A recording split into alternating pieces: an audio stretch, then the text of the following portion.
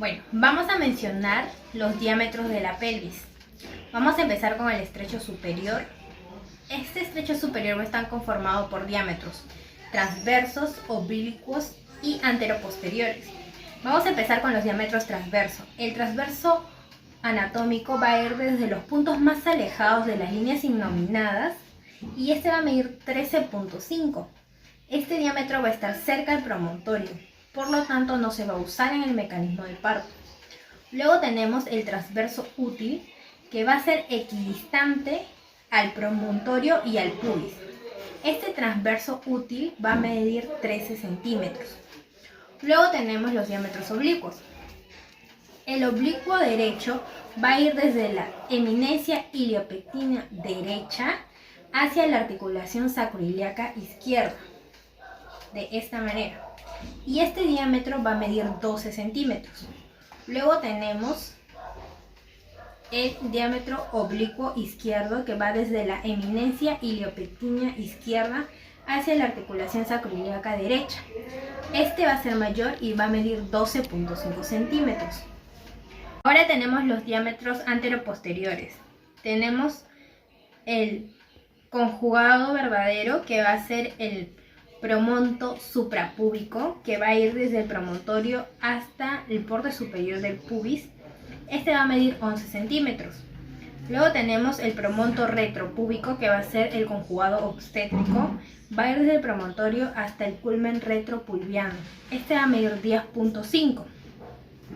Luego tenemos el promonto subpúbico. Este va a ser el conjugado diagonal y va a medir 12 centímetros. Es el que nosotros vamos a evaluar en el tracto vaginal. Luego vamos a ir al estrecho medio. En el estrecho medio vamos a tener diámetro transverso y un diámetro anteroposterior. El diámetro transverso va a ser el diámetro biciático, que va a ir desde las espinas ciáticas, y este va a medir 11 centímetros. Luego tenemos el diámetro anteroposterior, que va a ser sacropubiano, el sacropúbico. Este va a ser, o como su otro nombre lo dice, mi sacro subpubis. Va a ir desde el disco intervertebral S2, S3 hasta el borde inferior del pubis. Y este diámetro va a medir 12 centímetros. Luego pasamos al estrecho inferior. Y aquí tenemos dos diámetros anteroposteriores y un diámetro transverso. Diámetro anteroposterior va a ser el subsacro subpubis. Va a ir desde el último vértebra sacra hasta el borde inferior de la sínfisis del pubis. Este va a medir 11 centímetros. Luego tenemos el subcopsis subpubis. Este va a medir 9.5 centímetros. Va a ir desde el coxis hasta el borde inferior de la sínfisis del pubis. Y con retropulsión va a medir 11 centímetros. Luego tenemos el diámetro transverso biisquiático. Este va a ir desde las tuberosidades isquiáticas. Este va a medir 11 centímetros. Pero en la evaluación clínica nosotros vamos a medir 8 centímetros, ya que este va a estar bordeado por piel, musculatura y ligamentos.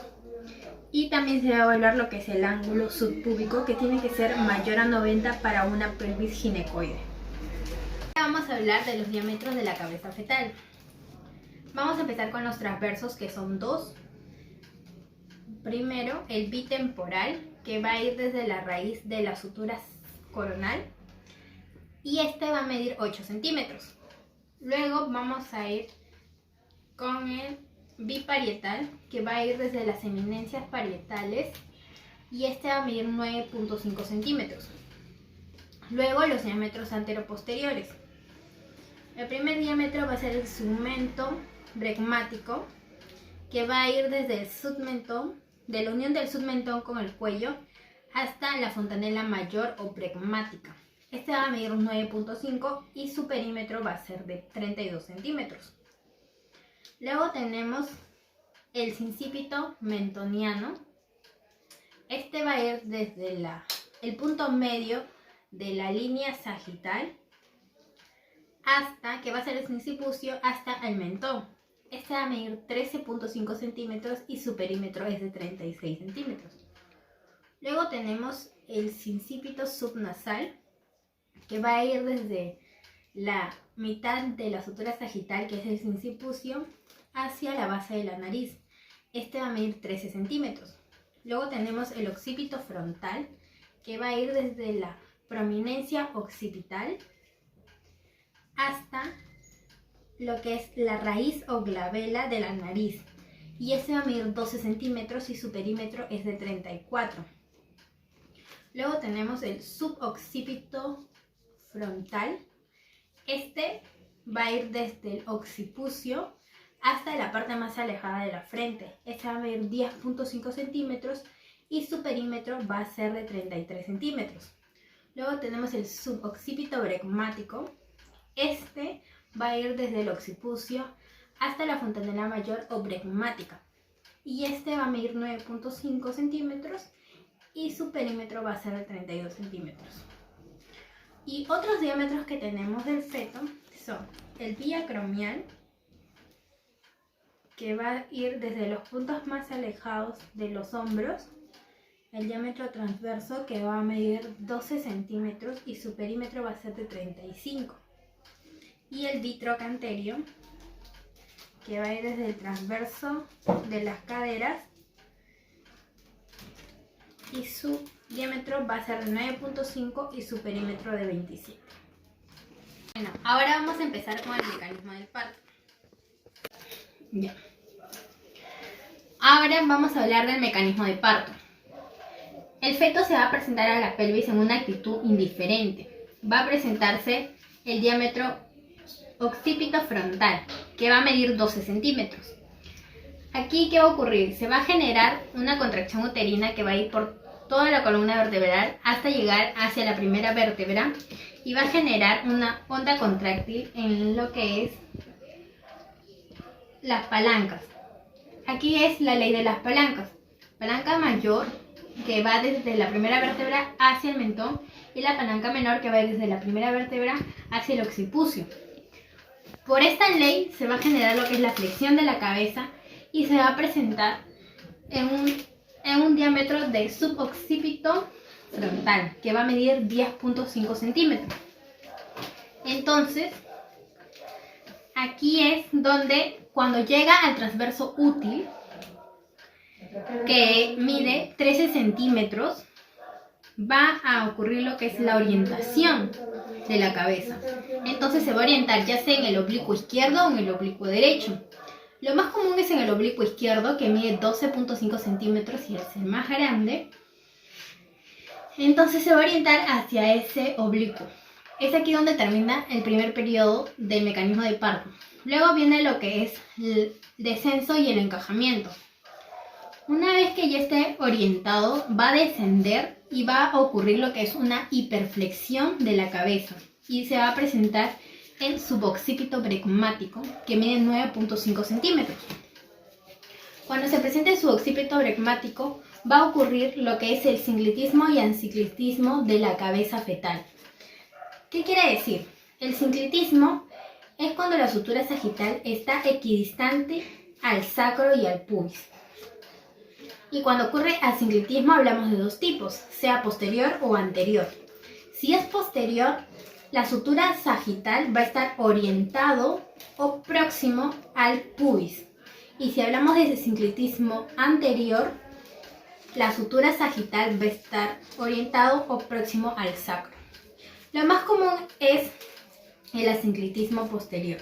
Entonces va a ocurrir lo que es un movimiento de asinclitismo para lo que es el encajamiento de la cabeza. Y vamos a pasar al tercer periodo, que va a ser la acomodación del estrecho inferior por rotación interna.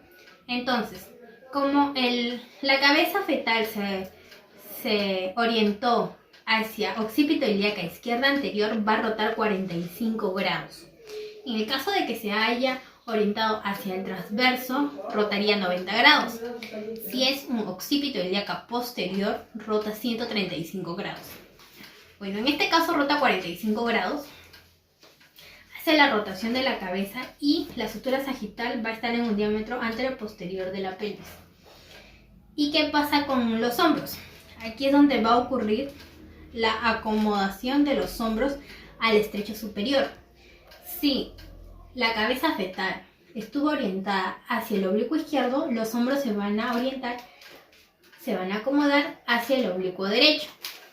Entonces, luego pasamos a la cuarta etapa, cuarto periodo, que es el desprendimiento. ¿Qué ocurre en el cuarto periodo? Va a ocurrir lo que es la retropulsión del coxis de 9.5 a 11 centímetros. Entonces se va a presentar lo que es el bregma, la frente, la cara y el mentón. Y también va a ocurrir lo que es el encajamiento y descenso de los hombros al estrecho medio. Luego que haya ocurrido el desprendimiento de la cabeza, vamos a pasar al quinto periodo, que es la rotación externa de la cabeza. Entonces va a ocurrir lo que es una restitución de la cabeza. Como estuvo en oblicuo izquierdo, entonces se va a restituir. Y con respecto a los hombros, van a colocarse en una posición antero-posterior al estrecho inferior.